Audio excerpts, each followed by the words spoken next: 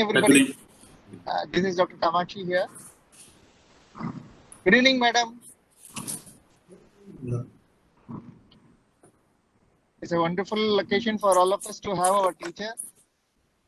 She is my very beloved teacher, and when I was doing my DA, Professor Rajeshri was my guru. And today I am a successful anesthetist, and all the credit goes to my teacher, especially Professor Rajeshri, Dr. Vasanti, and the wonderful other teachers who made my day during those 2 years, 22 years. I wish the same generosity with all the blessings of academic teachings and sessions is bestowed upon our PG students right now with us in the railway platform and other PGs as well. And honoring my request, our professor, madam, has consented to kindly share our valuable time with our PG students, and our PG students are also very, very what do you call that, enthusiastic and very opportunistic to grab the great opportunity. And I welcome our professor for this session today. And I request our senior faculty, Dr. Mamta from NRCH. She is my very best friend when I joined Northern Railway as my initial days. Welcome, Dr. Mamta. Hi, good evening, everybody. It's a great pleasure to introduce Professor Rajshri. She's professor in HOD, Department of Anesthesiology and Medical Superintendent of Medical College, Hospital, Omnath Government Estate. Welcome you, ma'am. Thank you so much for the kind introduction, ma'am. It'd be a great pleasure to have you and you teaching our students. The case presentation will be on PIH and it will be done by Dr. Habiba. She's a DNB PG student at Railway Hospital, Perambur. So I can request Dr. Habiba to start her presentation. Sir, thanks for the kind introduction by Kamachi Selvam and you. I think we'll already behind the schedule. We go with the case presentation. On to you, Dr. Habiba. Thank you. My case is Veera, 30 years old female, coming from Avadi, who is a homemaker, primigravida, 37 weeks of gestational age, has come with presenting complaints of history of decreased fetal movement since last night and a history of headache on and off for past 3 days now. History of presenting illness. History of decreased fetal movement since last night, which was 6 fetal movements was 6 in 6, and patient had complaints of headache for past 3 days, which was generalized and it was relieved by medication and rest, and it is not associated with nausea and vomiting. History of hypertension diagnosed 1 month back. Now the patient is on tablet nifedipine 10 mg twice daily and tablet labetalol 100 mg twice daily. Patient have no history of convulsions, no history of upper abdominal pain, no history of visual disturbances, no history of vomiting, no history of all decreased urine output, no history of blood in urine, no history of pain abdomen, no history of bleeding PV, no history of difficulty in breathing, no history of chest pain and palpitations, no history of increased urinary output and increased food intake. Can you just give me 2 salient points, normal physiological changes in pregnancy, and then I'll come to your history presentation. System-wise, 2 points pertaining to each system as to changes in pregnancy. Which hormone is predominant in pregnancy? Progesterone, ma'am. So tell me all the effect of progesterone on the various systems. First, in CVS, the blood volume is increased by 50%. Then heart rate is increased by 20%. That is 10 to 20 beats more than the normal non-pregnant female. Then SPR is reduced by 20% because of the effect of progesterone, which causes vasodilation. And myocardial contractility is also increased in pregnancy. And because of this, the diastolic BP decreases by 10 to 20 mm of Hg, it decreases. And even systolic BP reduces by 5 to 10 mm of Hg. At what gestational age there will be a normal dip in BP? You call it pregnancy-induced hypertension. More than 20 weeks What of weeks gestation. you will have a mild dip into your BP? What weeks? More than 20 weeks of gestation, it is called as gestational hypertension, ma'am. At 30 weeks of gestation, there will be physiological. At what week? Pardon? At 30 what? weeks. 30 weeks of gestation. No, it's actually 12 to 14 weeks, they'll have a dip which is normal. And after 20 weeks, you have a BP high, taken 4 hours apart as 2 readings, which remains the same.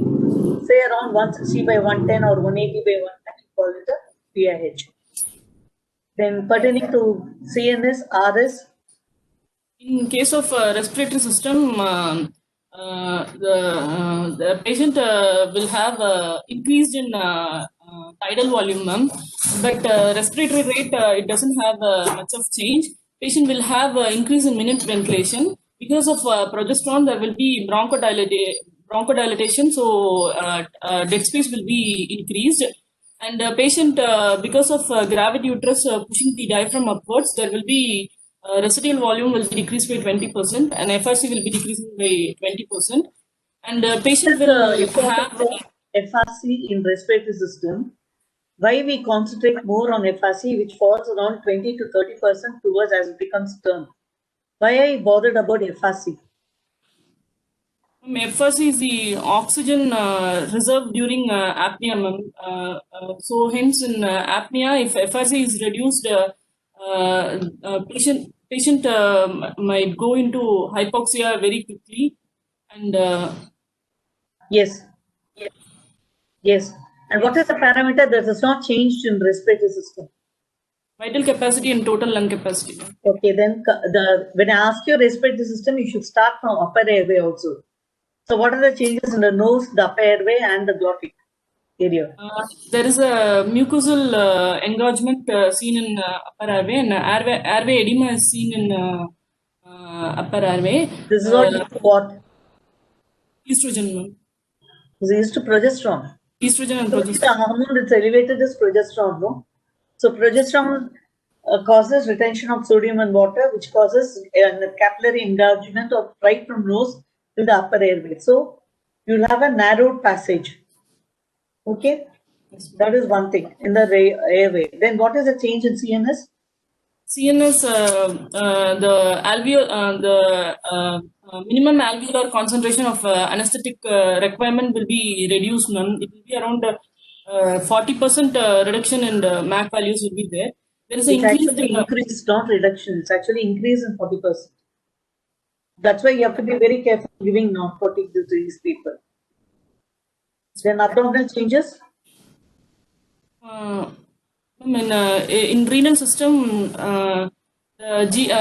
because of increased blood flow to kidneys, there is an increase in GFR of about 100 to 150 ml per minute.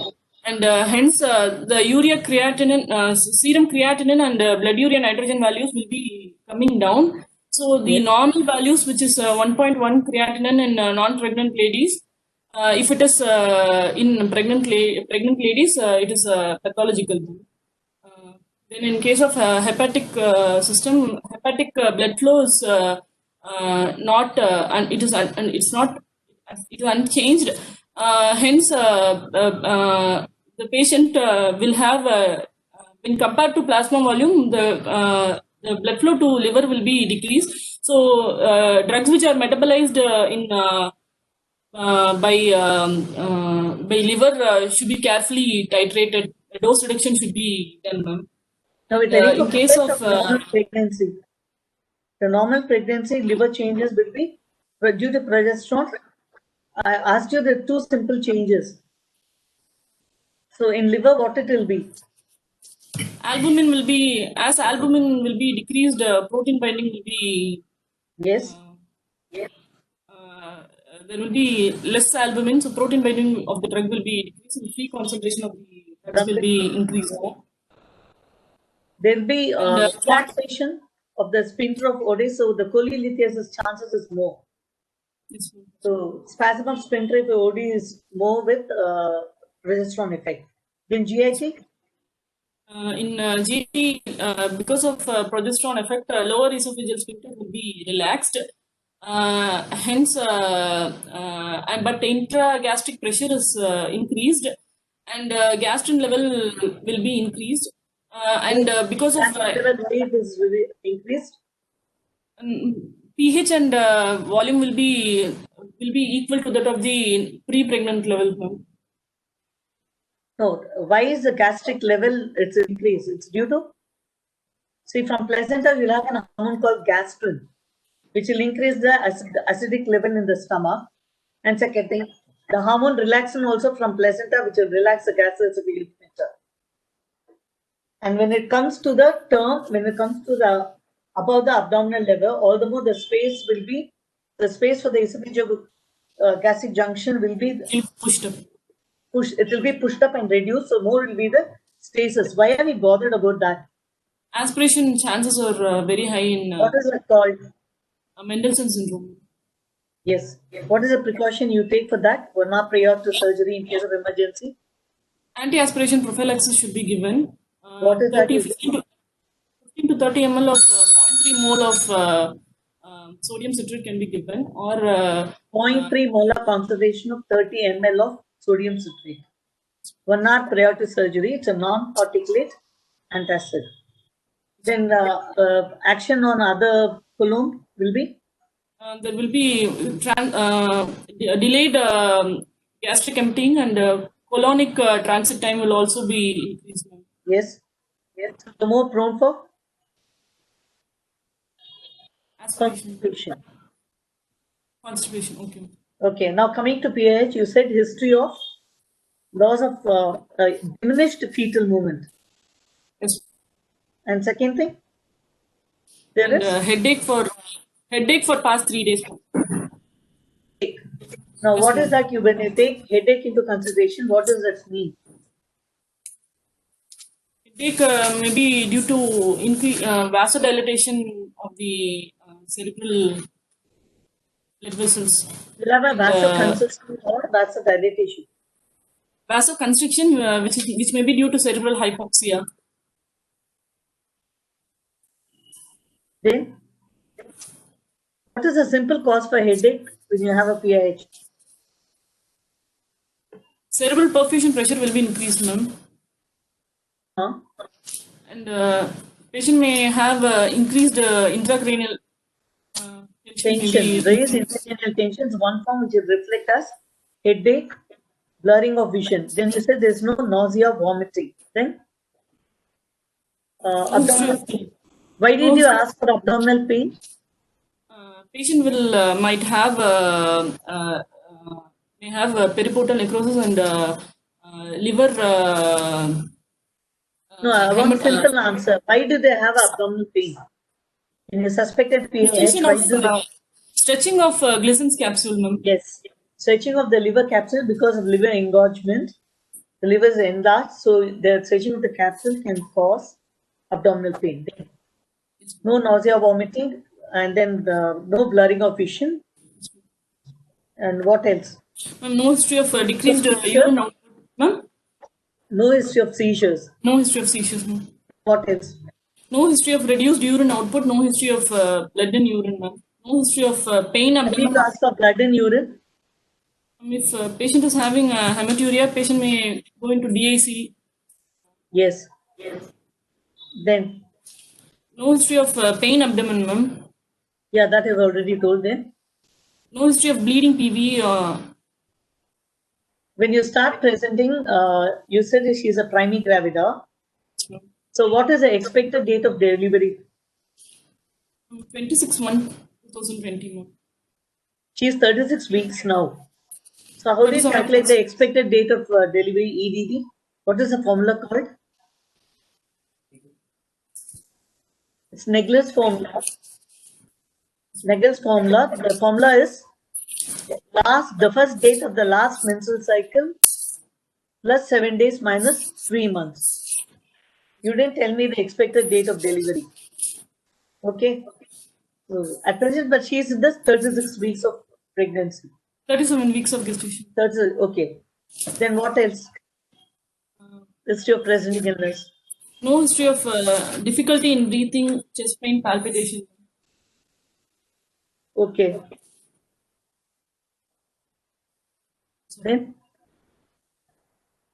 History of present pregnancy. yes, it's over. Yes, ma'am. General examination.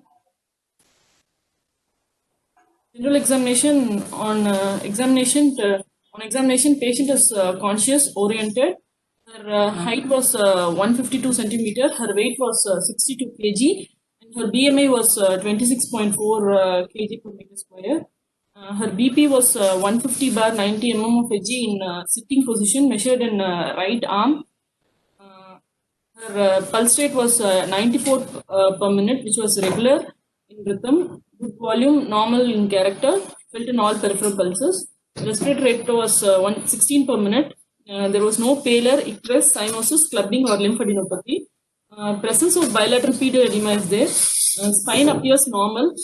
Sacral edema plus was there. Breast and thyroid appears normal.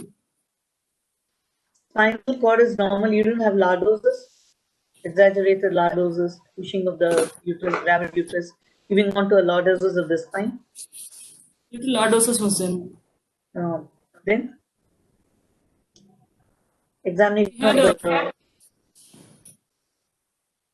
per abdomen examination. On inspection, abdomen was uniformly distended. Uterus size corresponds to 37 weeks. Umbilicus was averted. Stria gravidarum and linea gravidarum was present. No scars, no sinuses or dilated veins. All quadrants moved equally with respiration. On palpation, uterus size corresponds to 37 weeks. Fundal grip, there was a soft irregular structure suggestive of breech.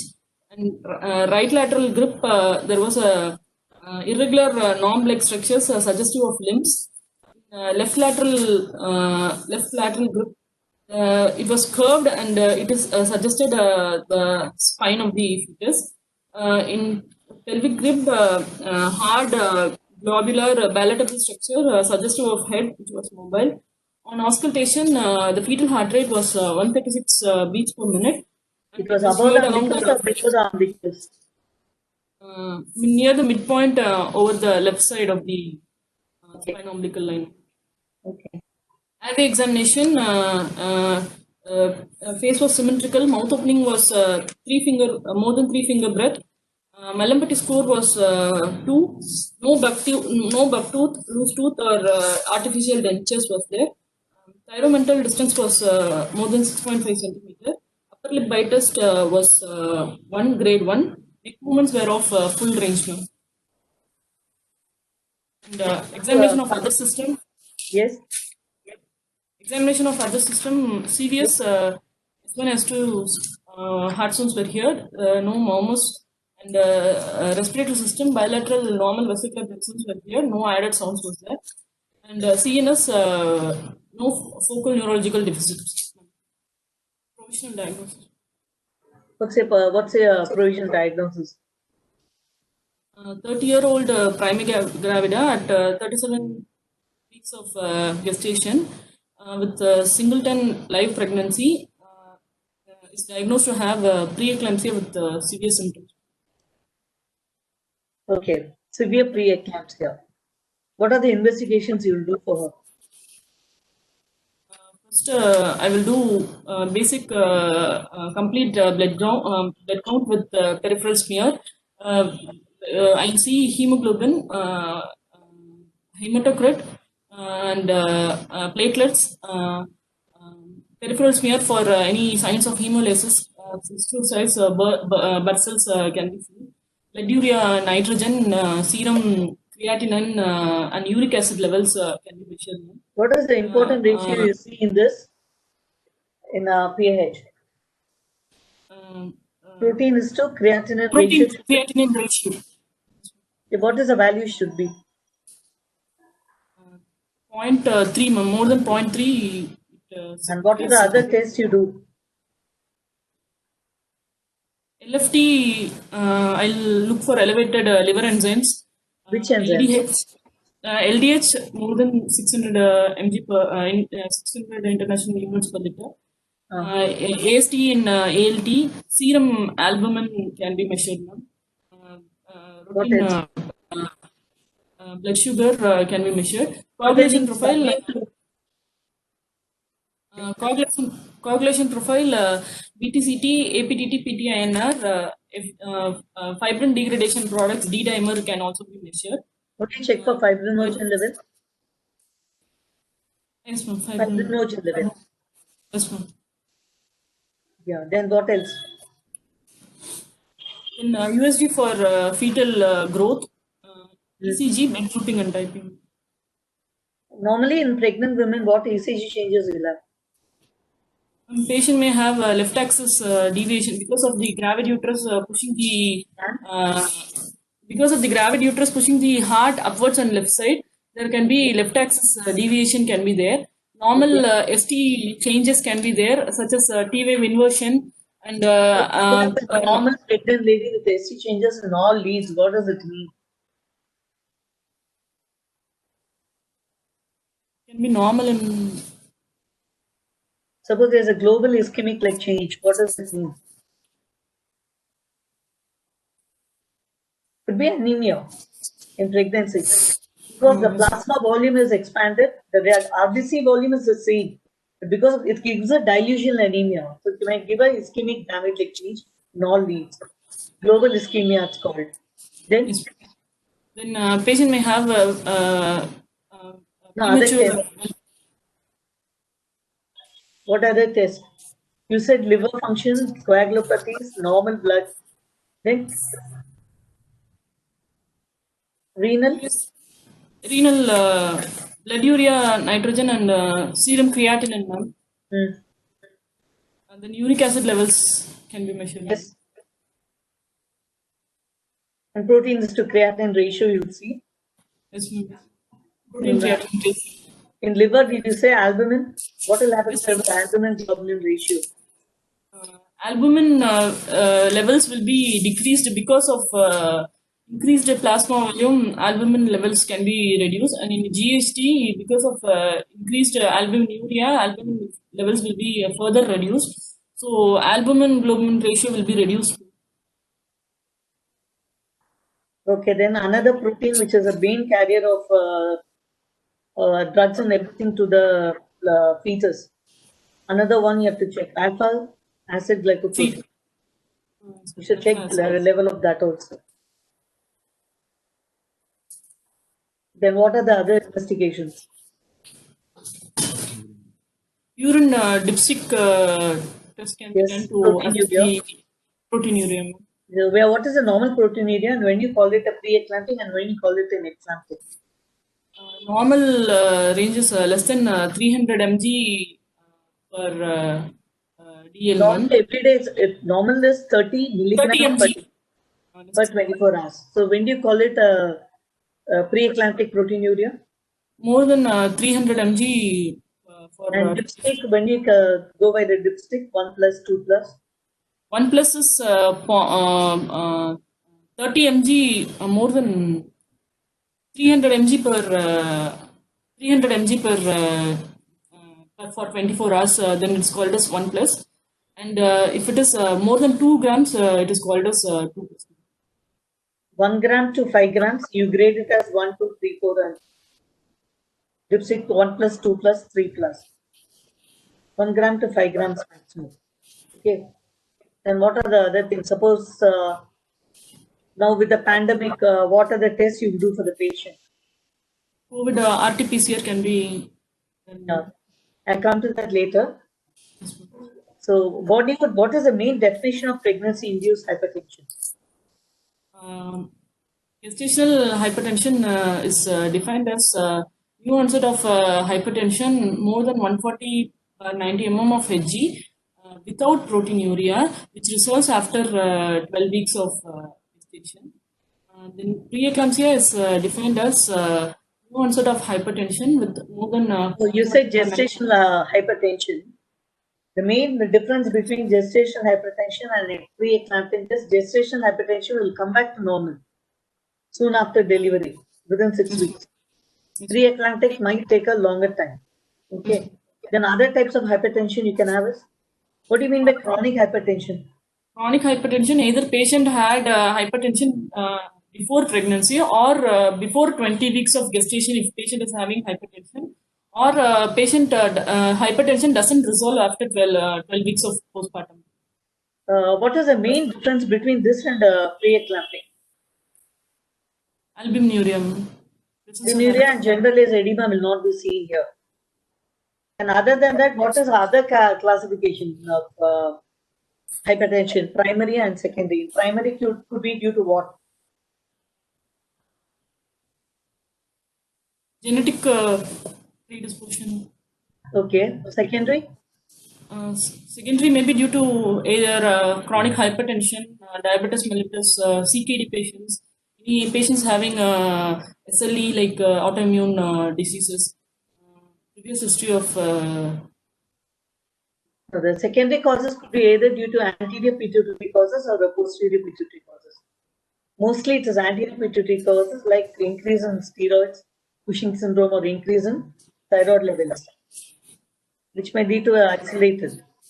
Now tell me the proper definition of PAH now.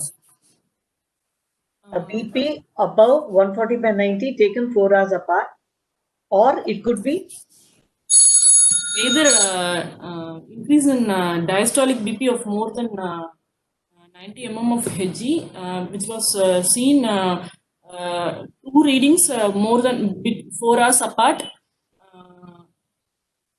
It can be either an isolated systolic 180 millimeters in a single reading, or isolated diastolic 110 millimeters, more than 110 millimeters in a single reading. Then you check it again when it comes as isolated elevation. Okay. Yes, ma'am. Now, where is PAH very common? Multigravida patients, in patients with molar pregnancies, and primary gravida patients are more risk for having. Okay. And then patients who have family history of PH in family members, patients who have renal disease, who have hypertension, obese patients, patients who have SLE or other autoimmune diseases. Previous history SLE, of APLA, multigravida, primigravida, nulliparida, even infertility in pregnancy. They're also more prone for it. How do you calculate the EDD in an infertile, IVF patient?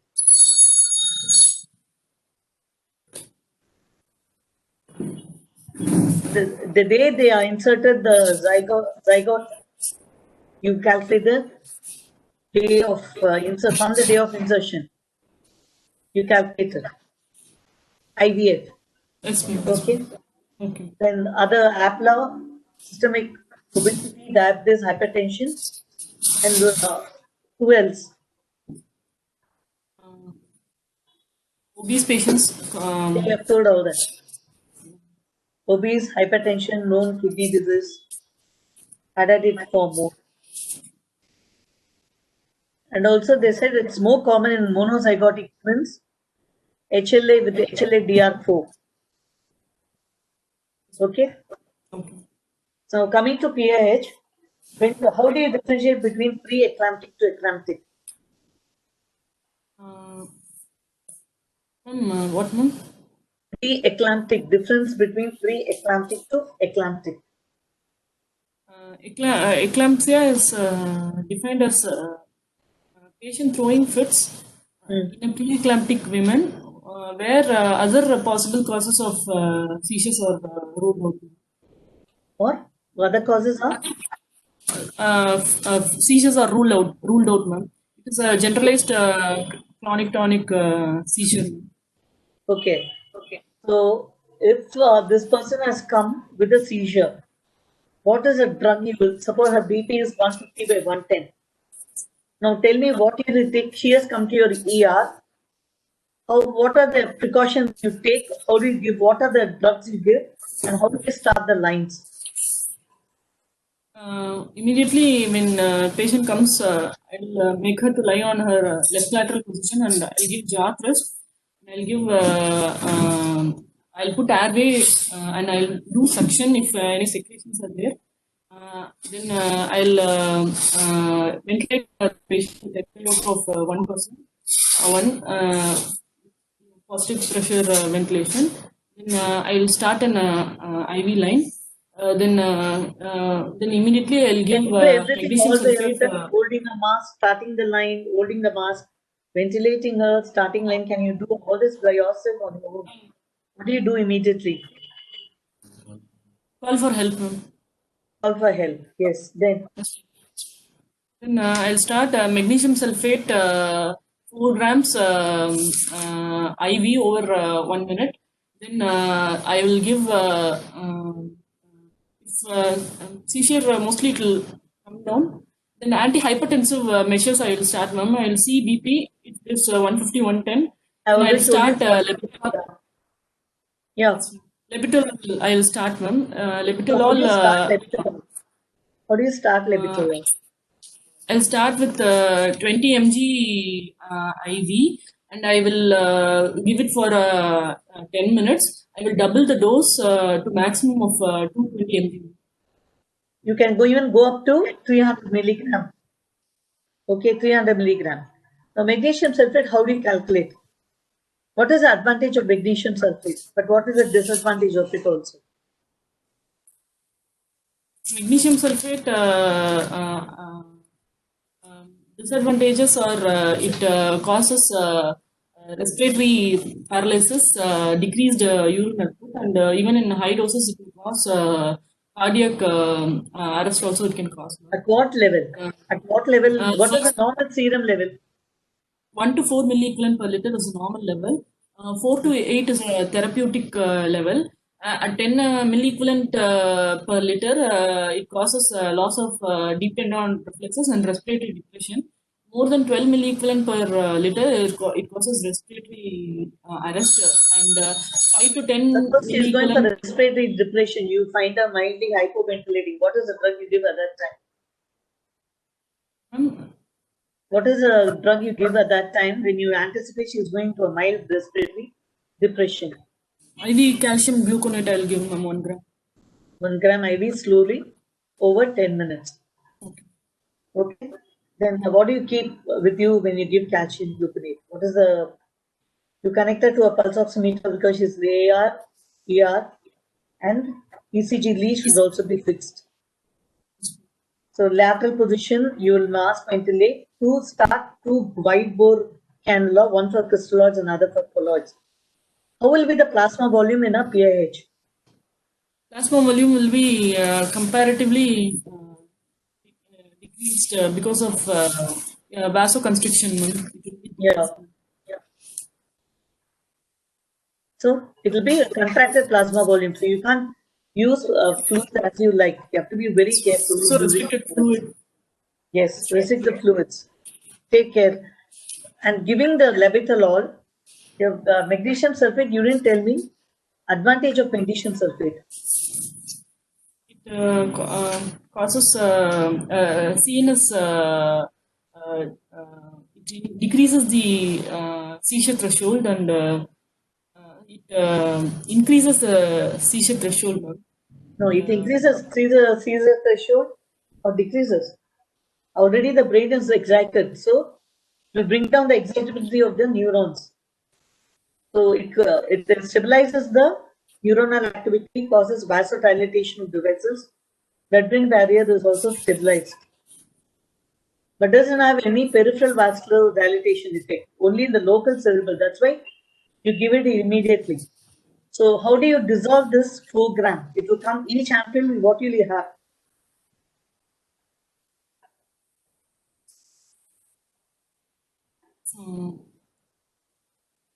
You said 4. I'll take 8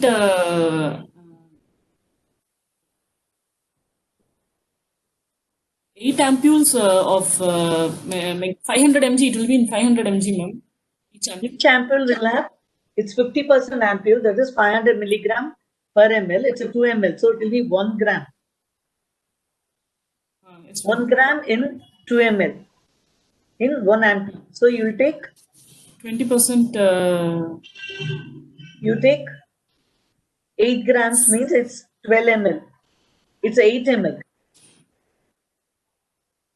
See, 2 ml is 1 gram. 4 grams means it's 8.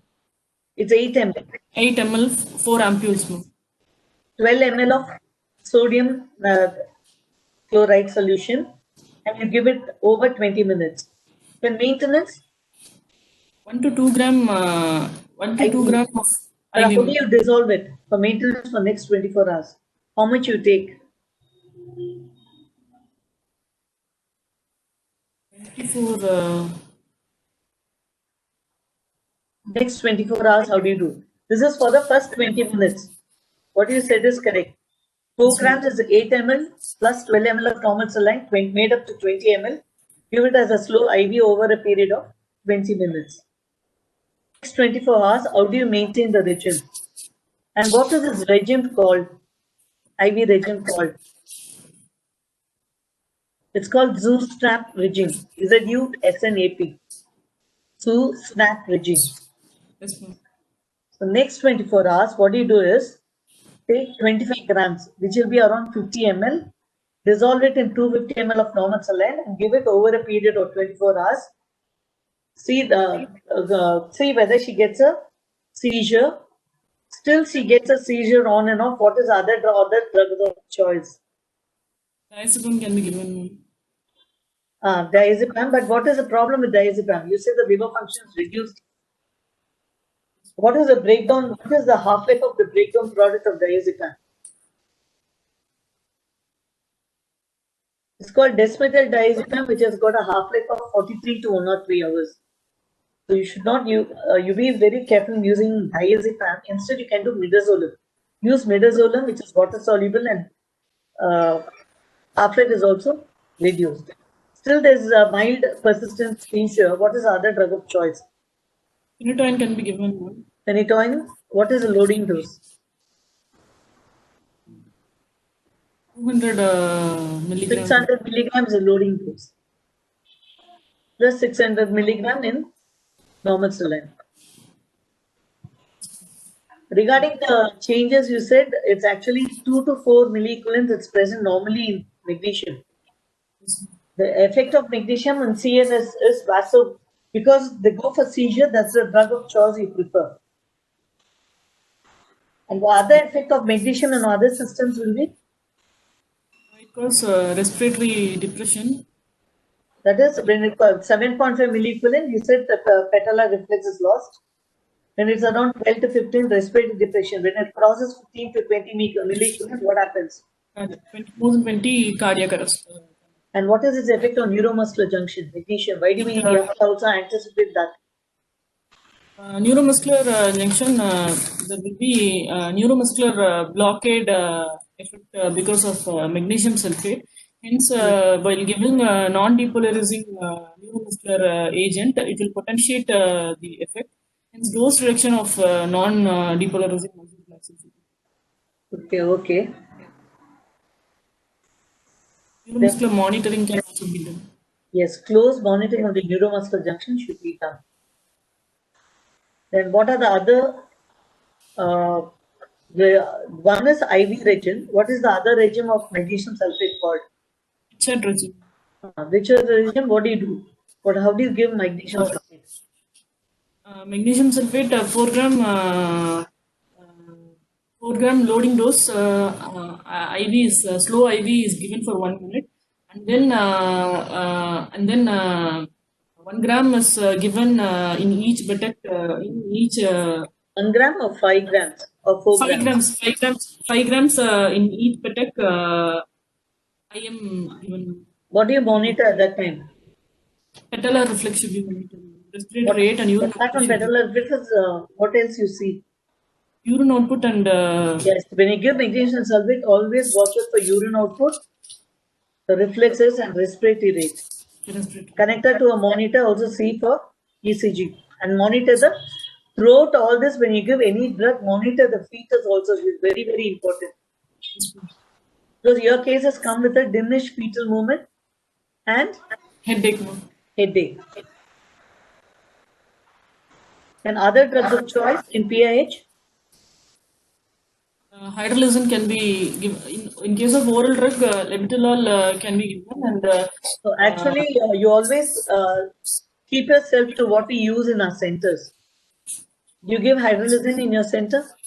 mm, No. But you should know hydralazine can be given 5 to 10 milligram IV, slow IV. And other drugs of choice? Suppose it's an emergency. sustained release nifedipine can be given, ma'am. Okay. And NTG can be started. Sublingual should be avoided, ma'am. It may cause sudden hypotension. Yes. But if she is semi-conscious, will you give her orally? What do you do then?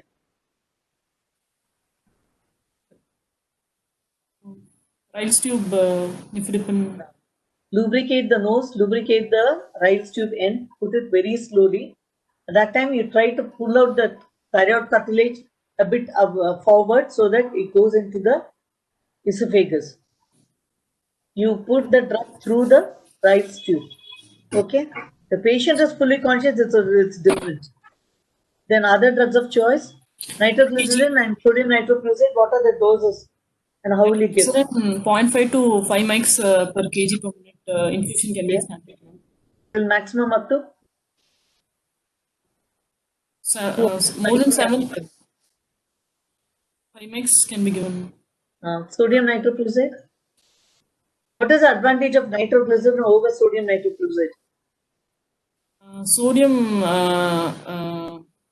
nitroprusside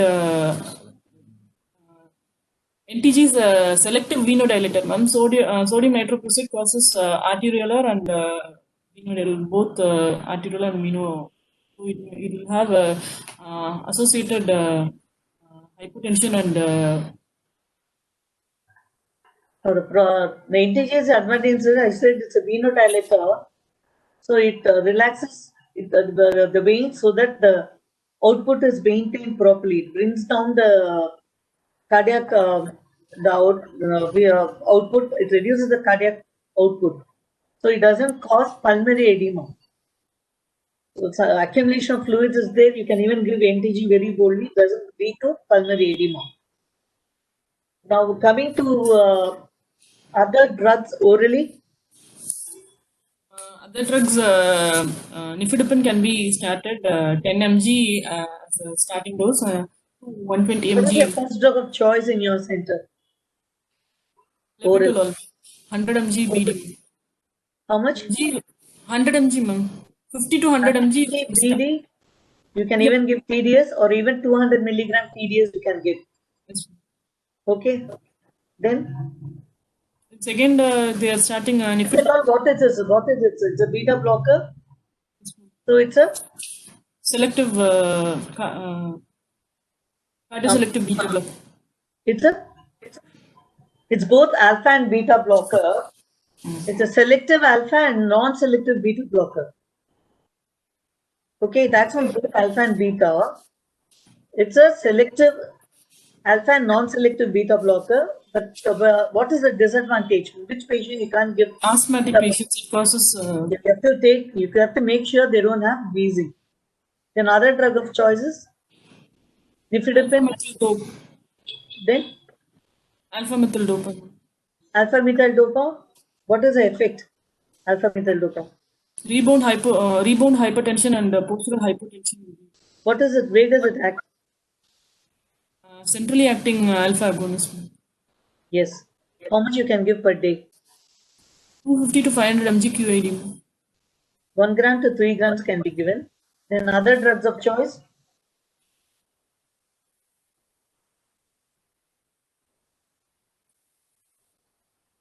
Nicardipine, nifedipine calcium channel blocker. Nicardipine can also cause brain vasodilatation. Nicardipine.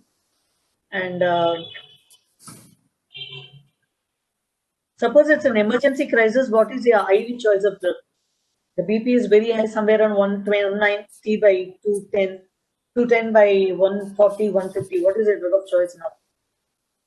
Labetalol, we are giving labetalol, IV labetalol. Anything else short-acting drug which can you give for emergency crisis? No? IV esmolol. IV esmolol.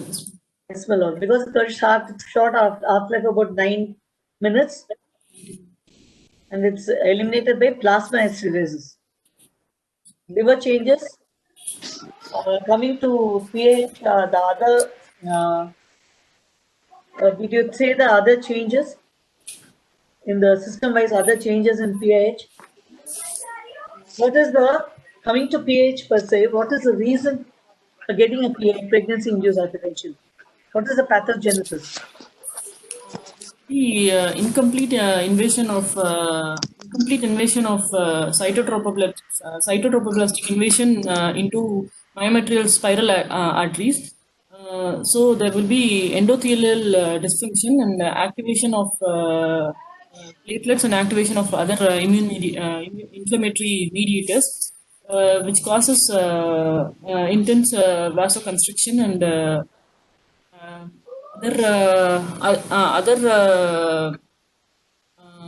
it causes placental ischemia and it causes decreased placental blood supply. And other reasons for PAH is genetic predisposition, increased in decreased in nitric oxide production, increase in anti-angiogenic factors, decrease in prostacyclin, and increase in thromboxane. The ratios There's always altered. an imbalance. You say this as an imbalance between vasoconstriction and vasodilating agent. Thromboxane A2 is a potent vasodilating agent, and prostaglandins will be a vasodilating agent. Imbalance between these two. And also angiogenic factors, nothing about the two factors, that is interleukin 1. Interleukin 1 for iron factor and riboflavin. And because the blood supply, uteroplacental blood supply. What is the importance about the uteroplacental blood supply? Why we say the sensitive trophoblastic infiltration is lost? So what type of a system is your placental system? It's a high flow, low resistant system. So what happens if all this come into play? There's already a renin-angiotensin imbalance, thromboxane didn't have that anti-angiogenic agents into circulation imbalance. The sensitive trophoblast is not there. So what happens to the circulation now? Circulation, systemic vascular resistance. High resistance, low flow system. Because the spiral artery doesn't have a muscular layer. You know, where do you get blood supply to the placenta? How do you get the blood supply to the placenta? After Supply implantation, to the myometrium. How do you get the blood supply? Why are you bothered about the spiral arteries?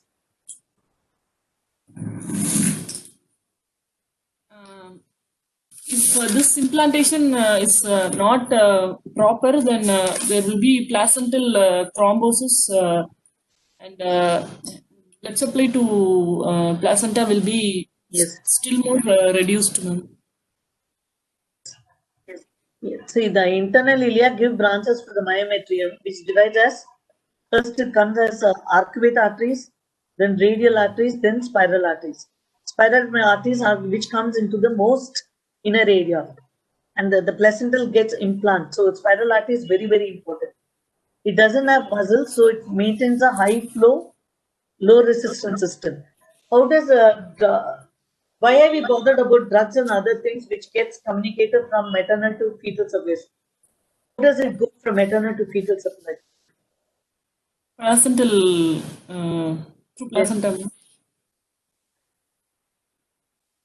Through two umbilical arteries and what? Umbilical vein. You know, what is how does it go? Active transport. What are the types of transport it goes to the placenta? Active and passive. Uh, active will be simple active diffusion will be your all your gases, exchange of gases and simple drugs. Then Protein. transport will be active transport by transport method it will be glucose. Then by pinocytosis. Okay. So now coming to what does the placental supply depend on? PaCO2 and PaO2 of the mother. No. Because in case of decreased. So what are the factors the placental supply is dependent on from the maternal surface?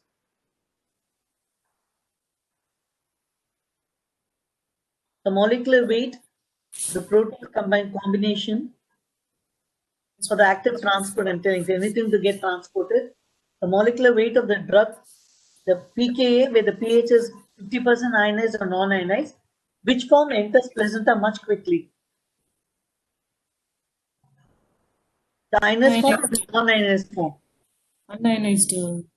Non-ionized form. So pKa is the pH at which 50% is non-ionized and 50% is ionized. And lipid solubility and molecular weight should not go above 500 Daltons. Lipid solubility is another thing, and this pKa is another issue which decides. So which drug you have to be very careful. Can you give any order where you say I'll avoid this, and my priority will be this? I will avoid opioids, ma'am. Yes. And midazolam and other. So the order will be diazepam, midazolam, then your propofol, then thiopentone and ketamine. This is the order. You will avoid diazepam the most, midazolam to minimum, propofol you can use, thiopentone you can use, and ketamine you can use. But what is the effect of ketamine on the uterus, gravid uterus? It causes decreased uterine contractility decrease, ma'am. Uterine relaxation it will cause. It relaxes or enhances? Increases the. Why are we bothered? You said the spinal cord change. There will be a narrowing of the spinal space because of the engorged veins in the epidural area. The spinal cord space will be reduced, so you have to be very careful. You won't give the full 4 ml as you give for the normal adult. So you will reduce the dose. So you will reduce the dose of your spinal anesthetic drug. So now coming to this, bupivacaine and lignocaine, if you give a choice, which will go into fetal circulation more? Lignocaine. Huh? Lignocaine. Bupivacaine. Lignocaine, ma'am. Because bupivacaine is more protein bound, ma'am. Than lignocaine. Okay. Such a patient has come to you, as your patient is only reduced fetal movement, and what is the choice of anesthesia now? Assuming what are the factors you take into consideration, she has come to you.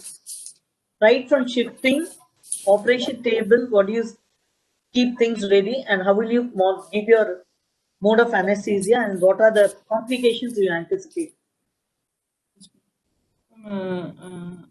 For this patient, I'll go for regional anesthesia, ma'am. Either after checking what, you go for regional? Platelet level and coagulation profile, ma'am.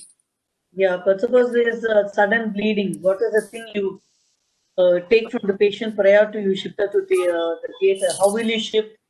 Prior to that, what do you do for the patients, and what do you do to the others, the patient relatives? I'll get informed consent. Yes. Informed consent, warn them about bleeding, and what are I asked you, What are the investigation you took? You missed on two. You'll do blood grouping cross-matching also, because these patients, you will never know when they go for abruptio placenta or any bleeding tendency. So I keep adequate packets of the blood of the patient's blood group to be reserved. You just reserve it. In need, you can also take it up. So take an informed consent from the patient relatives, anticipating problem later with an informed consent saying that this might happen, this might happen. So we are taking an informed consent. Now, how will you shift her? So I'll give What are the drugs you will give? You have seen her in the ER. Labetalol started, as you said, Maxilf is given. What are the other things you give in the pre-operative period? anti-aspiration prophylaxis I'll start, ma'am. Yes, And antibiotic prophylaxis also yes, I'll start, ma'am. okay. Then I'll shift the patient to OT, making OT ready. Patient may need intubation, so I'll make a difficult intubation tray ready, and I'll make sure that all emergency drugs are ready. What do you then, keep in emergency tray? What do you keep in emergency tray? For intubation, emergency intubation, I'll keep face mask of different types, array of different sizes, tubes of different sizes, What are they? nasopharyngeal, oropharyngeal array. Okay. Then I'll keep tubes of different sizes, starting from size 6. Then I'll have a bougie, gum elastic bougie and stillet. I'll make ready, and then scope blades of different sizes, and even handles, short handles, and can be made ready. And suction Suppose should be suppose the breast comes in the way of your intubation. If you said you are prepared for regional, but suppose you want to intubate her, there's one simple maneuver you can do by which you can prevent breast coming your way. What is that? by making the patient in head and elevation, or making the ramped up position. Yeah, what is the advantage of that? Another advantage of that. All the axis comes in straighter, so when These during patients, the FRC is reduced by 30%. When you FRC get will a be slight head up till, the FRC will improve. So in case they go for apnea, the oxygen that's present will take care of the already present oxygen will take care of it. It give a mild tilt of the head, 15 degrees tilt of the head. Having taken informed consent, emergency trolley kept, all emergency drug kept. Now, what is the choice of anesthesia? I'll go with spinal anesthesia. Yes. Suppose your spinal fails, what do you do? A situation comes where your spinal fails, or it's become a bloody tap 3 times, and the senior beside you says, no, don't try spinal again, doctor. Now what do you do? I'll convert into general anesthesia. Yes. What is the precaution you take now? You never bother to tell me about the uterus. How do you protect it? What do you get after 28 weeks? She's already on 37 weeks. What is the compression syndrome? Yeah, where it gets compressed first? IVC or IOTA? IVC is compressed first. So now, did you keep a pillow beneath the right buttock? I keep a wedge of wedge. Yes. Now you're going for GA. Now what do you do now? I'll pre-oxygenate after securing lines and connecting all monitors. I'll go with rapid sequence intubation, ma'am. I'll first pre-oxygenate the patient for 5 to 7 minutes, and throughout the procedure till the patient becomes unconscious, I'll give 10 Newton pressure, and cricoid pressure is given. Assistant will give cricoid pressure of 10 Newtons, and then after pre-oxygenation, then propofol of titrated doses can be given. With saxamethonium, 2 mg per kg, 100 mg can be given IV. Once patient becomes unconscious, the cricoid pressure is increased to 30 newtons, and mild ventilation I'll do, ma'am. Then I'll intubate the patient with small size tube, 6.5 size tube. I'll depending Now on the you're not patient. able to you're not able to intubate. What do you do now? You put scopolamine, saxamethonium. What is the dose of propofol saxamethonium you'll give in this patient? You never mentioned the dose. Propofol 2 mg per kg I'll give, but in titrated doses I'll give. What is the precaution you take before giving propofol? It's a very painful injection. Yes, ma'am. I'll give Lignocard IV lignocaine, ma'am, 1.5 mg per kg before giving propofol, and even before intubation to reduce the stress response, I'll give. What are the monitors you'll connect to the patient? You went straight to spinal, GA. What are the things you take in care in the OT apart from all this? You connected to what are the monitors? I'll connect ECG, pulse probe, and which one is very important in theatre? BP, NIBP for this Lead 2 and V5 is very important. Lead 2 will show you what? V5 will show you what? Lead 2 will show rhythm abnormalities, and lead 5 for any ischemic changes. Yes. You have to connect it to basic pulse oximeter. You should have urinary catheter should be placed, and then you should connect it to the BP continuous monitor. If you have facility, you can connect it to an arterial line. If not, a continuous monitoring and ECG. Then first patient coming inside, I'll secure a wide bore 18 gauge. That you have already done in ER. 2 wide bore is done. Now your question is, you are not able to intubate. What is that? You do intubate. You're not able to intubate, but you're able to ventilate. I'll go for LMA, supraglottic device. Always have a LMA, which you have to insert, lubricated, well lubricated. You can insert it immediately. But what is the disadvantage of LMA? This patient, it doesn't. Patient is a full stomach patient. It doesn't. Patient is an anticipated full stomach patient. Yes. It doesn't prevent the risk of aspiration completely. Yes. So what is the other mode? Other thing you can use? You can give a Prosil LMA. You can put in a Prosil LMA immediately. You're not able to. Suppose an emergency situation comes where you're not able to ventilate or intubate. What do you do? What is the emergency airway protocol?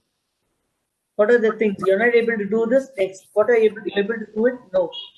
What do you do now? We're going to go for surgical airway. Surgical airway. What surgical airway?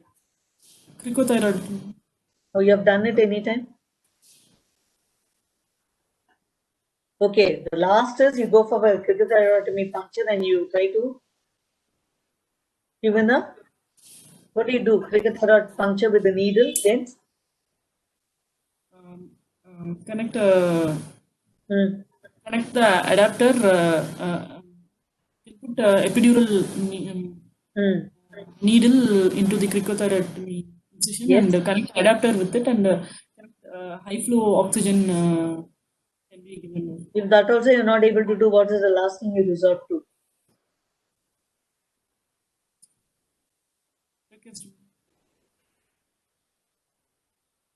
Tracheostomy. But always remember, you're not able to intubate. You always check when you're ventilating, keep whether you're able to ventilate. Do a simple maneuver of chin lift, jaw thrust, and open the mouth. Keep the mask and do a trial check always.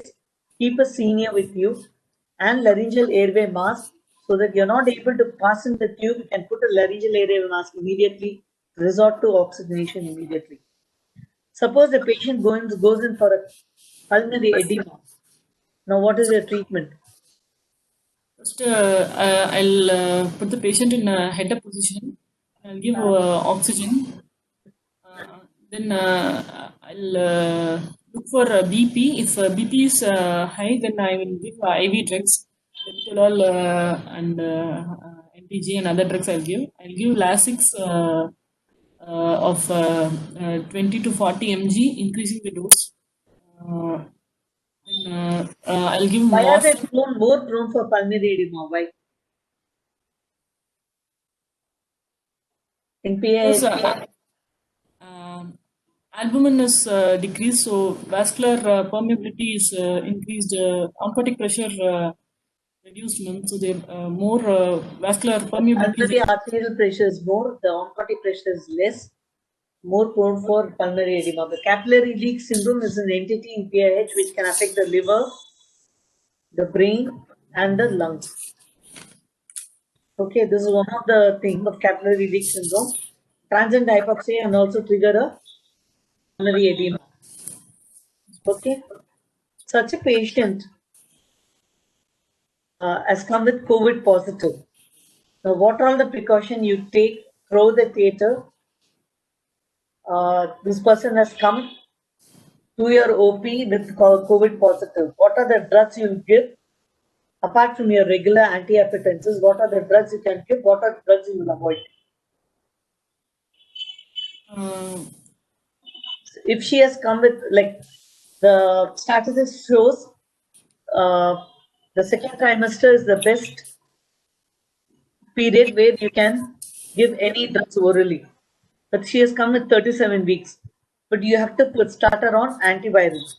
So, what is the thing you can do? The do's and don'ts regarding drugs. I'll start steroids, dexamethasone. I'll give them. What's the advantage of giving dexamethasone? Though she has crossed 36 weeks. Lung maturity. It causes fetal lung maturity. Okay. Then this steroids. Finished moments. Then anticoagulants can be started, ma'am. yes. Because, which anticoagulants will start? I'll give heparin, ma'am. Heparin. With what heparin you use? Low molecular weight heparin. How much you give? How do you give? Enoxaparin, I'll give in OD dose 1.5 mg per kg. 0.4 milligram subcutaneous. You can give injection Pictas 1.2 gram BD, and remdesivir can also be given because we have been seeing antenatal COVID positive. It doesn't cross the. We have done the analysis also. It doesn't cross the placental surface, so it's safe to give remdesivir, Pictas, and azithrol. The patient is okay, taken orally, you can give azithrol, but avoid doxycycline because it gets deposited in the fetal drums and the fetal bones. And when handling her, the team should wear a PP kit with all protocol of COVID protocol. Everything should be handled with care. Suppose she is going for emergency cesarean, continue all the drugs and take her up for surgery. Everybody should do the don and doff procedure very precariously, and the whole theatre should be sterilized, fumigated properly.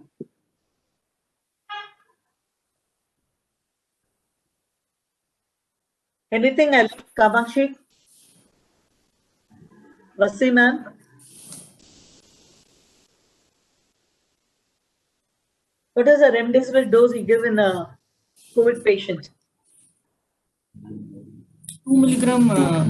200 milligram first day, followed by 100 milligram next 4 days. Piptas 1.2 BD for 1 week, or azithrol 500 milligram OD for 1 week. Doxycycline 100 milligram OD for 7 days, and dexamethasone for 5 days. Enough to get for 1 week. 0.4 BD. If it is if the breathing time, chronic time, everything is normal, if it's regional. If not, you have to go for a GA.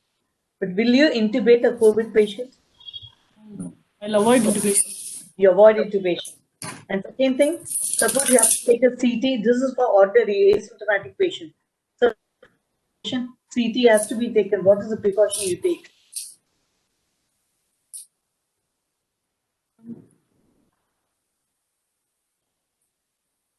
CT has to be taken for pregnant women which is distinct sacchetine COVID positive. The leg shield should be put. You have to make her wear a red apron, red footlinks, red arms, and red head pads also when taking a CT of the chest. Okay. Kamashi there? Good. Yes, madam. Yes, Actually, doctor. PGs wanted to know about the resuscitation of the baby because she reported reduced fetal movements. What precautions as anesthetists we should take? Reduce fetal movements. Yes. So, On that part, delay. what anesthetics should be prepared for? Asking me or Habiba? Mariam can answer it. Mariam. Okay. Resuscitation for the fetus should be made available. If naloxone should be made available if previous use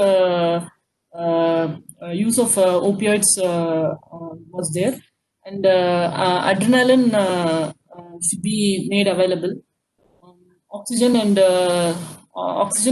intubation tray should be made available for emergency intubation of fetus. So this patient, I don't think history of taking Tetidine you never mentioned. There's only a PIH, placental insufficiency, going in for a reduced fetal movement. So all the more you do it, take it from the regional, avoid polypharmacy, adrenergic drive, everything is avoided. You take it up under regional, which is much quicker. By 10 to 15 minutes, the baby is out. The resuscitation can be started if everything is normal. Okay. Anything else?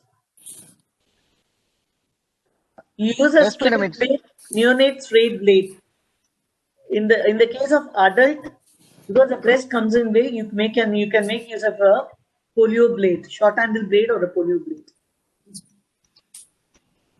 Anything else? Thank you, madam. Thank you. We didn't have any questions in the chat box. So now I request our PGs and other faculties to ask some questions if any. From the PGs? No questions, madam. Any questions from Professor Nagasamy, sir, please? You see Any me? questions for our PG, sir? Am I audible? Yes, sir. Okay.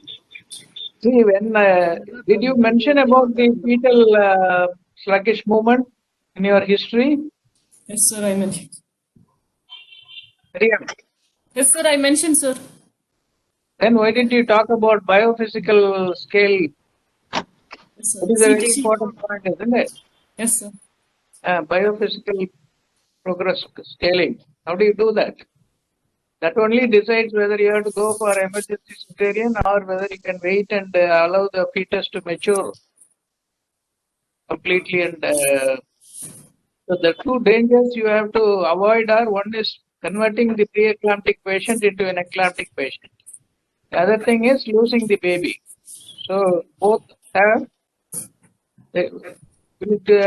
How will you categorize the cesarean section? Emergency grade class 1, four classes, sir. Not classes, category. I have already told you. Category 1, category 2, category 3, and category 4. Who did that classification? I told you in the class, Lucas classification. Because And what is the reason for doing this categorization instead of saying emergency and elective? When you say category 1 cesarean section, baby should be delivered within 30 minutes of announcement. where there is a danger to the life of mother as well as the fetus. That is called category 1 cesarean section. And in the UK, it was commonly performed under general anesthesia previously. But now, Emergency. doing Rapid spinal. very good. Rapid sequence spinal is being done to prevent the complications of GA in a pregnant woman. Okay? But whereas category 2 is only a threat to the life of the fetus and not the mother. So you have some more time to prepare, and you can do uterine resuscitation. How do you do a uterine resuscitation? What are the steps in doing a uterine resuscitation? In a fetal resuscitation, intrauterine fetal resuscitation.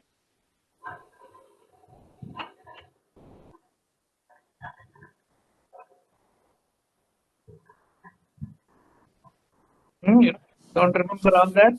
You have to brush up all that, There are 4 steps you have to do. Give oxygen to the mother so that the fetus will receive extra oxygen because it is suffering from some sort of hypoxia. Then fluid, knee chest position to take away the pressure from the IVC and aorta compression. And you can reverse if you are given any sedatives with the naloxone in the mother itself. So these are the steps of intrauterine fetal resuscitation, and take up the patient as early as possible for surgery. So we have to assess the growth and the maturity status of the fetus in all preeclamptic women so that we can decide whether we can allow the pregnancy to proceed. What is the role of epidural in this? Epidural anesthesia, it avoids the complications of general anesthesia, sir. Difficult intubation and other things. And What way a good epidural is advantageous in a preeclamptic woman? it causes vasodilatation, sir. So hence the peripheral vascular resistance is. Supposing she has developed some contractions and pain also. It decreases the pain, sir. Yes, sir. It decreases the pain and it decreases catecholamine release, sir. Release and increase in the BP. Okay, so it will avoid the sudden increase in the BP due to the pain stimulus. Okay, so if you have a working epidural, it is a good. It has a lot of advantage of avoiding the sudden hypertension and which may precipitate a eclamptic seizure also. Right. One more question to Dr. Maria. How will you monitor the patient post-operatively, and how will you take care of the patient? How long you will keep the patient under monitor in post-op? First, I will monitor all basic parameters. I will monitor, sir. I will monitor urine output of the patient. Then I will restart magnesium sulfate for next 24 hours. Because patient may go through fits for 48 hours, sir. So I will keep her in ICU and I will monitor her vitals. I will look for imminent signs of eclampsia, sir. Okay. What is the average urine output you maintain with magnesium sulfate? How many? 1 ml per kg per minute. Yeah. How, when you call it oliguria or when you call it a normal urine output? Less than 0.5 ml per kg. Less than 0.5. It's 100 ml over output over a period of 4 hours, or 30 ml within an hour. That's a whole output for the thing. It becomes oliguria and anuria. What are the safest drugs in pregnancy? What are the safest drugs in pregnancy? Which period is safest in pregnancy? 3rd trimester. First trimester. When is the organogenesis? First trimester. The organogenesis 6 till 16 weeks. 12 to 20 weeks. Fetal heart from 6 to 9 weeks. The best period in pregnancy to give any drugs is second trimester. Any complications you want, other obstetric complication, emergency surgery, second trimester is ideal. Yes, ma'am. Safest drug in pregnancy? Which antithyroid drug can be given in pregnancy? Method, PTO, propylthiouracil, ma'am. Okay. Thyroxine can be given during pregnancy. If the patient is diabetic, first trimester, what do you give? I'll Always avoid like this. Insulin, second trimester, oral anti-diabetic, third trimester, insulin again. Okay. And you should monitor the fetal heart continuously when you start all these drugs and everything. The fetal, the history itself, the fetal is dipping in its movement, which means it's going in for a fetal distress. distress.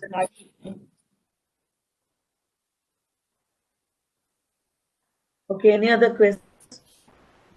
We should tell plain spinal or combined spinal epidural. Actually, epidural is the best.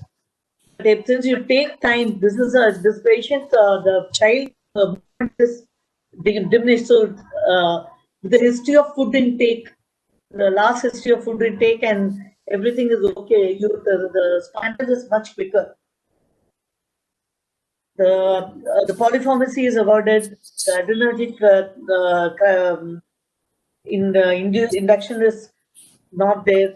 Normal parasympathetic activity is there. Uterine blood flow be maintained in spinal and epidural. Avoid sudden hypertension should be avoided. So with the two whiteboard thing, hypertension is there. Epinephrine and phenylephrine and ephedrine should be kept ready to be given.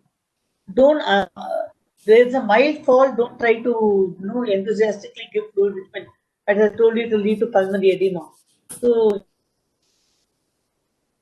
main thing, at least by 140 or 90. Spinal is much quicker. Epidural takes time. If you have time, you can maintain. The patient is willing for an epidural. You can give with the consent of the patient. You can give. But if the fetal movement still drops, I think spinal is much quicker, and resuscitation can be. Can take the baby for 15 minutes. Resuscitation can be done immediately. You should also give the glucose to the baby. Glucose. Oxygen. Hypoglycemia can also be there in the neonate. So glucose should also be given along with oxygen. Calcium, glucose, sodium chloride. So GNS can be given. How do you manage the fluids in this, Miriam? Preeclamptic patient fluid management. How do you manage a fluid supplementation? Restricted fluid regime or liberal fluid? Restrictive fluid strategy, sir. If BP is fluctuating, then I'll start intraarterial line and. What do you mean by restricted fluid regime? How much you can give? What is the exact ml per hour, crystalloid or colloid? Crystalloids should What be is given. the target for your fluid? How do you avoid overloading and pulmonary edema?